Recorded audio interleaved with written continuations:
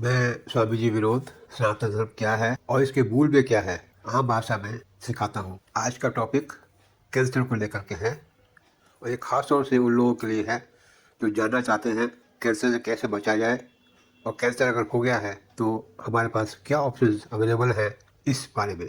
अगर आप अभी जल्दी में हैं और टाइम आपके पास नहीं है पूरा सुनने के लिए तो मेरी आपसे प्रार्थना है कि इसको अभी आप छोड़ दें, क्योंकि बिना पूरा समझे हुए आप इसको ठीक से समझ नहीं पाएंगे। ये बड़ा गूढ़ विषय है। रोज़ाना नए नए हॉस्पिटल्स खुल रहे हैं और उसके बावजूद भी आप अगर हॉस्पिटल में देखें तो आपको सब और भीड़ भीड़ नज़र आती है और ये सोचने की ज़रूरत है ऐसा क्यों हो रहा है। मैं आज इसी टॉपिक पर यहाँ प्रकाश करने जा रहा हूँ।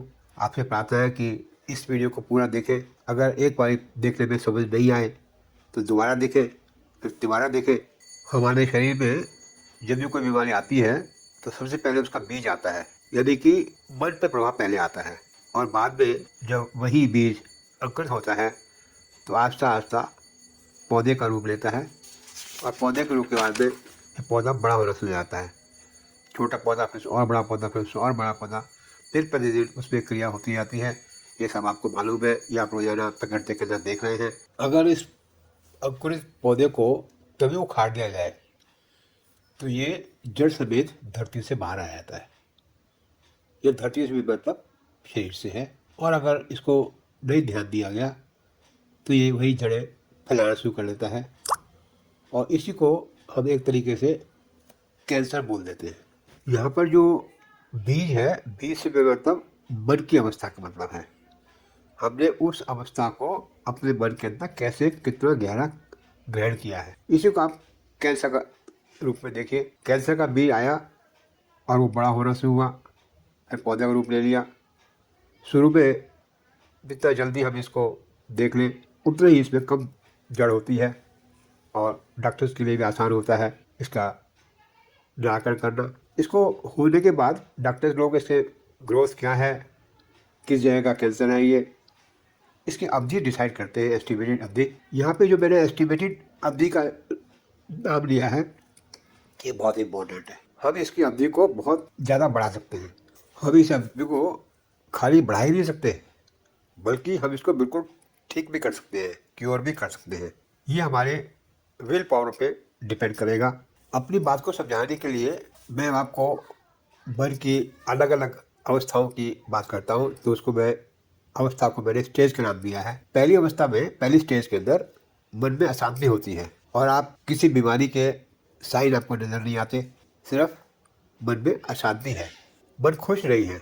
दूसरी स्टेज है जब रात को नींद ठीक नहीं आती है, करवट बदलना पड़ता है सूर्य से पहले और काफ़ी देर लेटने के बाद में फिर जा कर के नींद आती है। और तीसरी स्टेज है जब हमको महसूस होता है कि हमें ब्लड प्रेशर की शिकायत हो गई है, जिसको हम हाइपरटेंशन भी कहते हैं, या डायबिटीज़ हो गई है, या जोड़ों में दर्द आ गया है।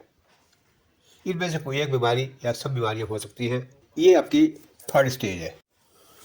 फोर्थ स्टेज में ये शरीर के अंदर गांठ रूप में या और शरीर के ऊपर किसी रूप में ये प्रकट हो सकती है।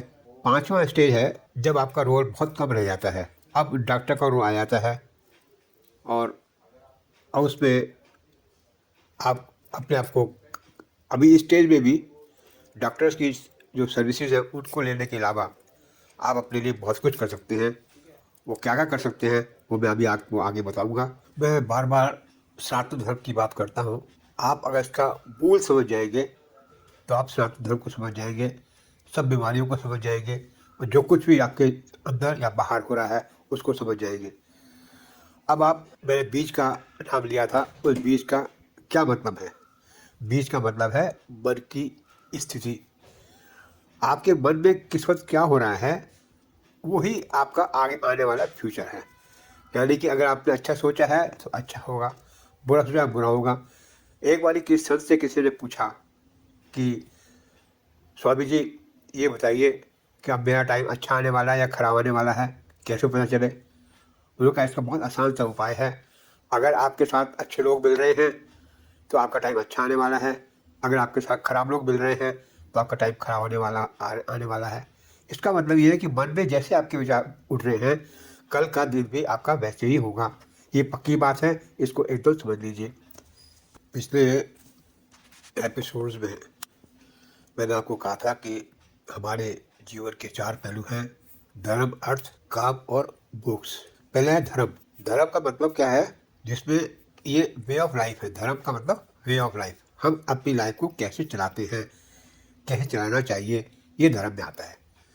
और इसमें हमारे सनातन धर्म में कहा गया है कि काम, क्रोध, मोह, लोभ, मद, मत्सर और अहंकार। मैं दोबारा बोलता हूँ: काम, क्रोध, मोह, लोभ, मद, मत्सर और अहंकार, ये हमारे दुश्मन हैं। दुश्मन मीन्स ये हमारा फायदा नहीं करते, नुकसान ही करते हैं। आपने सुनामी का नाम सुना होगा।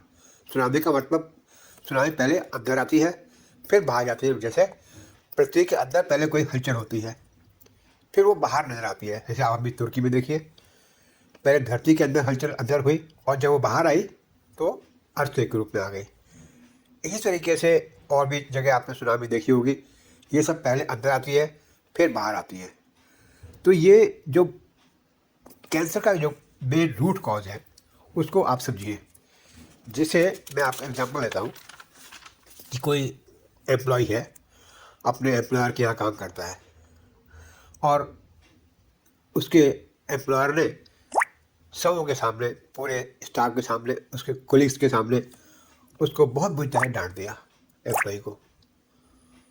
और वो जो है वो मन में, क्योंकि वो एम्प्लॉयर था, कहा तो कुछ नहीं उसने, पर मन ही मन उसको वो मेरी बेइज्जती हो गई, मेरी बेइज्जती हो गई, मेरी बेइज्जती हो गई, इस पे उसने अपना विचार करना शुरू किया। और जैसे जैसे विचार करता जा रहा है वैसे वैसे उस चक्रव्यूह में फंसता जा रहा है, उससे बाहर नहीं निकल पा रहा। तो सनातन धर्म क्या करता है? उससे बाहर निकलने का रास्ता बताता है। अब बाहर क्यों निकलना है? अगर हमने बाहर नहीं निकाला तो वो जो बीज हमारे अंदर आ गया, जिसमें हर्ट हुए हैं, हर्ट का जो बीज आ गया, हम उससे घायल हुए हैं, तो उसका बीज अंदर आ गया, अगर उसको हम नहीं निकालेंगे तो वो ही नासूर बन जाएगा। आप एक बात और समझिए, कैंसर है क्या? कैंसर में किसी एक पर्टिकुलर जगह पर एबनॉर्मल ग्रोथ होने को ही कैंसर कहते हैं। यानी कि वहाँ एक पर्टिकुलर जगह पे एबनॉर्मल ग्रोथ होने लगी, उसको हमने कैंसर कह दिया। अब एबनॉर्मल ग्रोथ का मतलब क्या है? एबनॉर्मल ग्रोथ का मतलब ये है कि हमने किसी पर्टिकुलर विचार को हम उसमें वही मंथन करना शुरू कर दिया। जब मन विचलित हुआ, मन जितना तेजी से विचलित होता जाएगा उतनी तेजी से हमारे जो इतना अंदर के सेल्स हैं वो डिस्टर्ब होंगे और वो एबनॉर्मल वे में फंक्शन करना शुरू कर देंगे। आप समझ लीजिए कि आपने कैंसर की नींव रख दी। हालांकि अभी आपको नज़र नहीं आएगा, नज़र काफ़ी बाद में आएगा, परंतु शुरुआत आपने बीज रख दी। अब हमारी कोशिश क्या होनी चाहिए? उस बीज को हम खाद पानी ना दें। खाद पानी नहीं देंगे तो क्या होगा? बीज अपने आप ही सूख जाएगा या धरती में गल जाएगा। दोनों सूरतों में बीज का अंत हो जाएगा। तो अब मैं बताता हूँ कि इसी तरह से अगर हम ये हमने देख लिया कि क्या हमारी गलती थी या नहीं थी।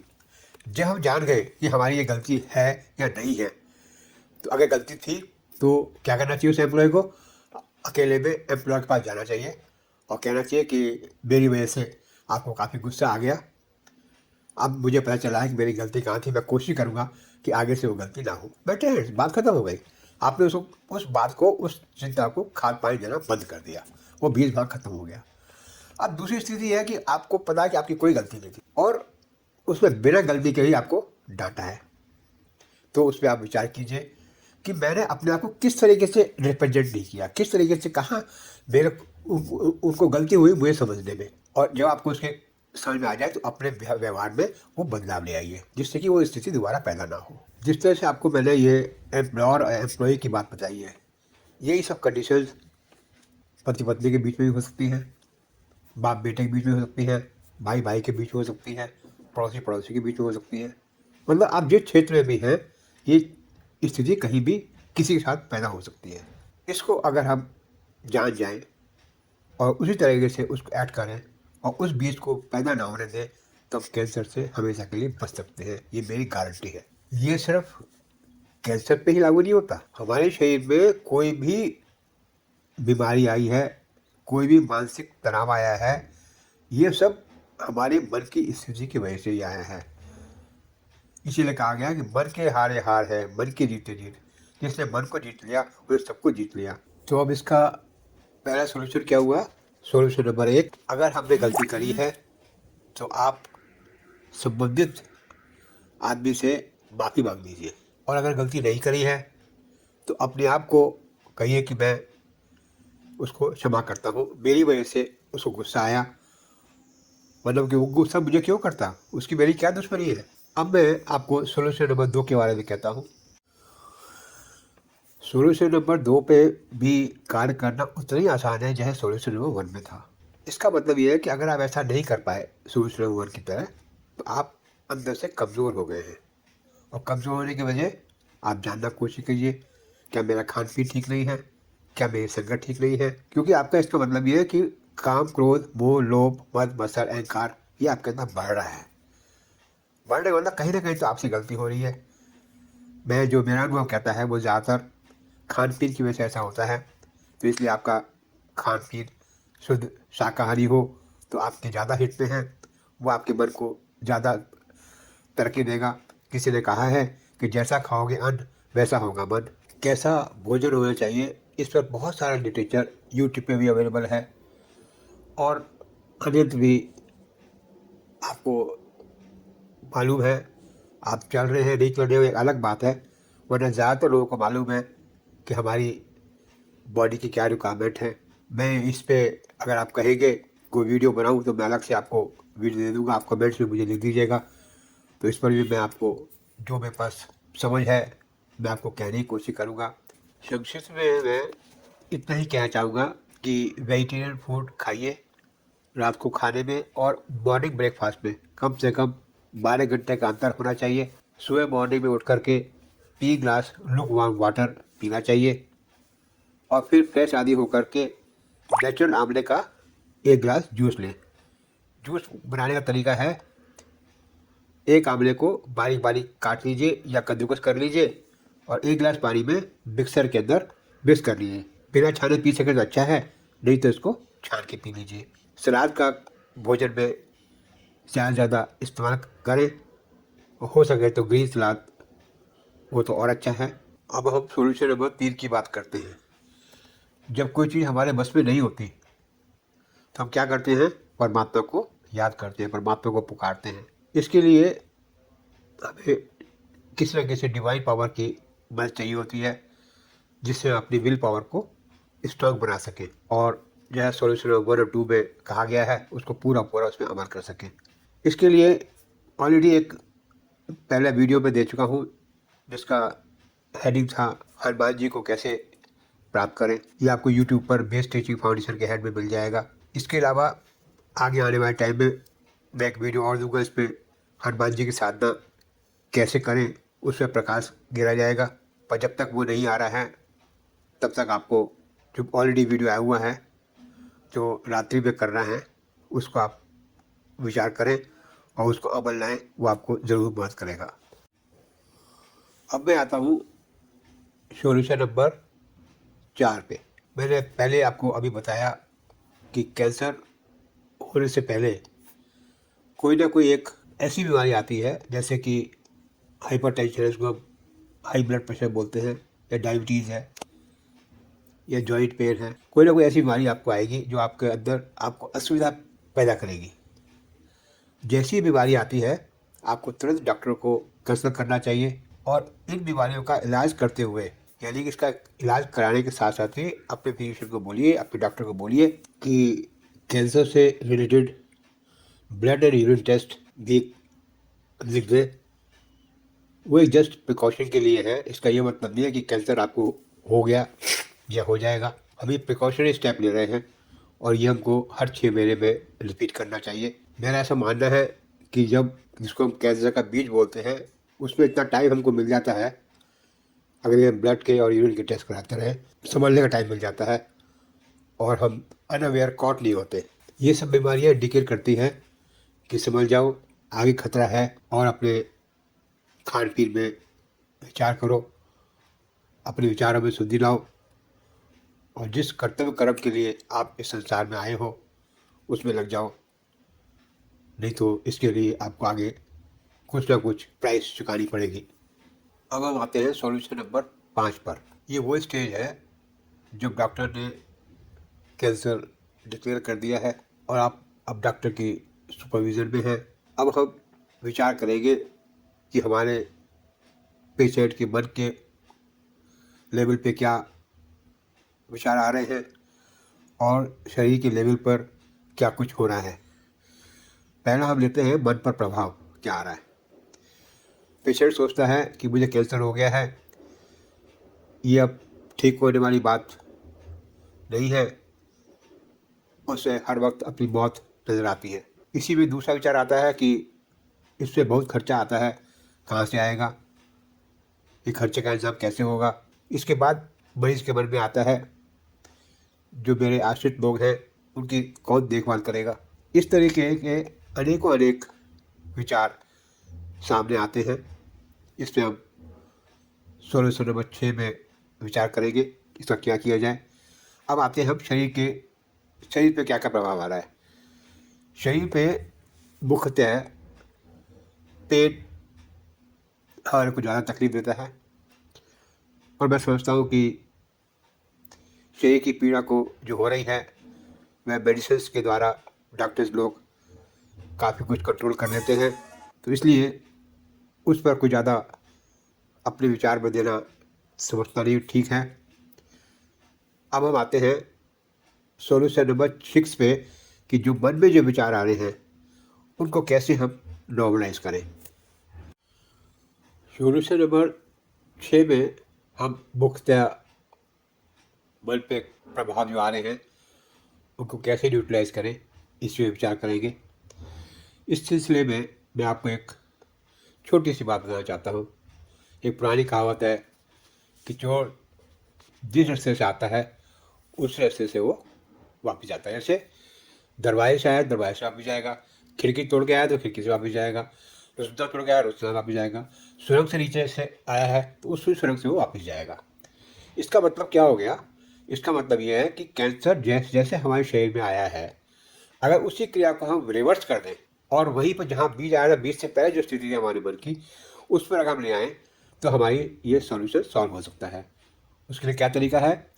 जिससे भी हम हर्ट हुए हैं उसको हम क्षमा कर दें और उसको टेलीफोन करके उससे माफ़ी मांगे कि हमसे गलती हो गई और उससे भी माफ़ी मांगे, यानी कि क्षमा भी करें और उससे माफ़ी भी मांगे। तो ऐसा करने से ये जो क्रिया आगे बढ़ रही है वो वापस सही से हो जाएगी और मुझे पूरा विश्वास है कि आप बिल्कुल ठीक हो सकते हैं। इसमें दो किस्म की कोई बात हो ही सकती। दूसरी बात जो बहुत इंपॉर्टेंट है, भगवान ने हम सबों की एज फिक्स की हुई है और एज कोई साल महीने की नहीं की हुई। उन्होंने ये किया हुआ है कि आपके सांस इस शरीर में कितने आएंगे, सांसों की गिनती तय की हुई है। अब अगर हम कुछ प्राणायाम करके इन सांसों को लंबा कर लें तो सांस तो हमारी उतना ही रहे परंतु टाइम हमारा बढ़ जाएगा। और वो हम किस में करते हैं? मेडिटेशन में। तो ये मेडिटेशन इसमें बहुत हेल्प करेगा। दूसरा क्या हम करते हैं कि आपने देखा जो आजकल टेप वाटर आ रहा है या जो आरओ से पानी आ रहा है वो पीएच उनका जीरो, पीएच उनका बराबर होना चाहिए, यानी कि ना अल्कलाइन होना चाहिए ना एसिडिक होना चाहिए, यानी कि 7.5 होना चाहिए। परंतु वो ऐसा नहीं है, वो थोड़ा सा एसिडिक है, हल्का सा 7 हो सकता है पीएच। तो उसके लिए आजकल एक अलग अलग कंपनियों की मशीन आ रही है जो आपको थोड़ा सा हायर पीएच पे पानी देती है। जिसमें एक कैनगन मशीन है, एक आईसी प्योर मशीन है और इस तरह कई कई मार्केट में ब्रांड्स हैं अवेलेबल जिनके द्वारा वो हमको वहाँ से पानी मिल सकता है। वो अगर हम दिन में 4-5 बारी उस पानी को डॉक्टर की कंसल्टेशन के बाद अगर हम लें तो वो मेरे मुताबिक आपको कुछ फ़ायदा करता है। परंतु मैंने आपको शुरू में कहा था कि आंवले का जूस, नेचुरल आंवले का जूस अगर हम लेते हैं 1 गिलास तो ये वो भी यही काम करता है। ये मशीनें बहुत महंगी है पानी वाली, 2-3 लाख रुपए से कम की नहीं है। अगर हम खाली आंवले का जूस ही रेगुलर दिन में 1 या 2 बार गिलास ले लें तो उससे भी हमको बड़ा फ़ायदा होगा और जो कीमोथेरेपी के जो रिज़ल्ट्स हैं वो बहुत अच्छे रिज़ल्ट्स आएंगे। ये मेरा अनुभव है। तो दूसरा, अल्कलाइन में हम क्या क्या ले सकते हैं? अल्कलाइन में डॉक्टर अगर आपको सलाह देता है, डॉक्टर की अप्रूवल से हरी सब्जियां, सलाद आदि, क्योंकि मैं चाहूँगा कि इसमें डॉक्टर की एडवाइस आप हर जगह जगह लें और उसकी देख रेख में ही सारे काम करें, क्योंकि शरीर आपका कमज़ोर हो गया है, मानसिक तौर पे भी कमज़ोर हो गया है और शारीरिक तौर पर कमज़ोर हो गया है। तो इसलिए डॉक्टर की एडवाइस के बिना कोई काम ना करें।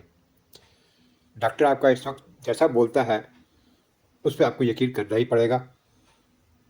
और वैसे आगे आपको परमात्मा ने विवेक दिया है, अपने विवेक का भी इस्तेमाल करिए कि हमें क्या करना है क्या नहीं करना है। मेरे अनुभव में एक और चीज़ आई है कि अगर हम 9 गमले ले लें, पहले गमले में हम गेहूँ को बो दें, दूसरे दिन दूसरे गमले में गेहूँ को बो दें, इस तरीके से 9 दिन में 9 गमले हमारे गेहूँ के बीज से बढ़ जाएंगे। और 10वें दिन जो पहला गमला था उसके ऊपर की जो कॉपस आ गई है उनको हम काट लें और मिक्सर में मिक्स करके छान करके उसको पिए। और फिर उसको उस गमले को जिसमें से हमने काट लिया है उसको फिर खोद कर फिर उसमें नई गेहूँ बो दें। इस तरीके से ये फिर 9 दिन के बाद में रेगुलर सर्कल आपका बन जाएगा और ये भी आपको कैंसर में बहुत फ़ायदा करता है। इसके बहुत अच्छे रिजल्ट देखे गए हैं और ये आपके घर में ही हो जाएगा। इसमें हो सके तो खाद आप गोबर, गाय के गोबर का इस्तेमाल करिए या वर्मी कंपोस्ट आते हैं उसमें मिट्टी मिला करके वो, क्योंकि जितना ज़्यादा पौष्टिक होगा इसमें कोई केमिकल खाद ना गिरे। इसमें नेचुरल खाद जितने गिरेंगे उतना ही आपको पौष्टिक आपको इसके ऊपर का हरी वो मिलेगी। और इसमें आपको ट्रेमेंडस यानी कि आपकी इम्यूनिटी से भी और आगे आपको इसमें डेवलपमेंट मिलेगी। अब हमको ये पक्का पता चल गया कि जब तक हमारी मौत नहीं आई है तब तक हमें कोई मार नहीं सकता। ये बिल्कुल पक्की बात है और ये ग्रंथों में भी इसका जिक्र आया है। अब जब हमको मौत की चिंता खत्म हो गई तो मौत जब ही आएगी जब हमारी आनी है। कैंसर से नहीं आएगी, किसी और वजह से आएगी, आएगी जरूर। तो इसलिए मौत का भय को अंदर से निकाल दीजिए। दूसरा फिर क्या है, इस पर विचार कीजिए कि हम संसार में क्यों आए हैं। जैसे कि आप मान लीजिए पत्नी है तो आपने पति की सेवा करनी थी तो पति की सेवा में लग जाइए, पिता है पुत्र की सेवा में लग जाए, पुत्र है पिता की सेवा में लग जाए। मतलब जो जो कार्य हमारे इस जन्म के बाकी बचे हुए हैं उन कार्यों को करने में हम लग जाएं। तो उससे क्या होगा, हम जो कुछ कर सकते थे हमने कर दिया, अंदर से तसल्ली होगी। फिर अगर आपको मौत भी आनी है तो आपको डर नहीं है कि मौत आने आएगी तो आ जाएगी, हर एक को आती है। मेरे परदादा नहीं रहे, मेरे दादा नहीं रहे, आदि आदि, तो ये सब मैं भी एक दिन जाऊँगा, ये आपको पता ही है। तो इसमें चिंता किस बात की है। देखना ये है कि अगर मेरे पास में मान लीजिए 5 मिनट बचे हुए हैं मेरी मौत में, तो 5 मिनट तो मेरे पास है ना, इस 5 मिनट को अच्छी तरह क्यों जियो। अब मान लो 1 साल बचा हुआ है, 1 साल तो है ना मेरे पास, तो 1 साल को अच्छी तरह क्यों जियो। इस तरह जो भी टाइम मेरे पास में है उसको मैं अच्छा कैसे जीऊँ। और वो अच्छा सा जीने में क्या है कि जो जो मेरी रिस्पॉन्सिबिलिटी बची हुई है वो सब मैं पूरी करना शुरू कर दूँ। इसमें आपको ग्रेट सेटिस्फैक्शन मिलेगा। ऐसे ही मुझसे गलतियाँ हुई है उनको मैं क्षमा कर दूँ या क्षमा ले लूँ उससे। इस तरीके से विचार करके आप देखेंगे कि आपकी बीमारी है बिल्कुल ठीक हो जाएगी। जब मौत आ रही तब आएगी, कैंसर उसका कारण नहीं होगी। ये मैं आपको बताता हूँ, कैंसर का कारण नहीं होगी। जो आप कैंसर को अपने भय के रूप में मानेंगे, भय से हम कमज़ोर हो जाते हैं। उस भय को अपने अंदर से निकाल दीजिए, भगवान पर भरोसा कीजिए। इसके साथ ही मैं अपनी वाणी को विराम देता हूँ। मुझे उम्मीद है कि आपको ये हेल्प करेगा। शेयर, मैं आपको एक बात कहना भूल गया, अगर आपको ये वीडियो पसंद आया हो तो इसे आप लाइक करें, सब्सक्राइब करें और शेयर करें, जिससे कि आप भी और लोग भी इस वीडियो का भी और जो आगे आने वाली मेरी वीडियो है उनका भी फ़ायदा उठा सकें। धन्यवाद।